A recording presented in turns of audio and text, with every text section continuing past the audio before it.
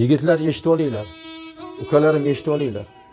Agar shu 3 tani bittasiga to'g'ri kelgan bo'lsangiz, bugun ota-onangizni oyoq qo'lini o'pib tavba qilib kechirim so'rang. Allohning va'dasi 1-2 bo'lmaydi. Hayotda cho'ntagingizda pul turmaydi. Hayotda yaxshi uy qura olmaysiz, hayotda yaxshi mashina mina olmaysiz. Javob beraman sizlarga. O'rtog'inglar to'y qilsa 100 so'm to'yona bera olmaysiz.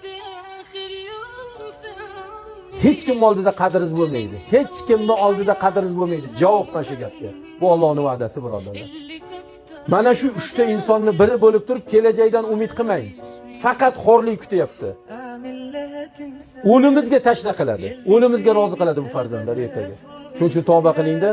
Bugun otangizni xafa qilgan bo'lsangiz, kecha dovushingizni otangizdan balandroq tovushda gapirgan bo'lsangiz, gapirganda og'ziga urgan bo'lsangiz, tavba qiling bugun. Sizga imkoniyat. Xudo kechirsin. Tavbamizni qabul qilsin. Agar yo'q, ketdingizmi?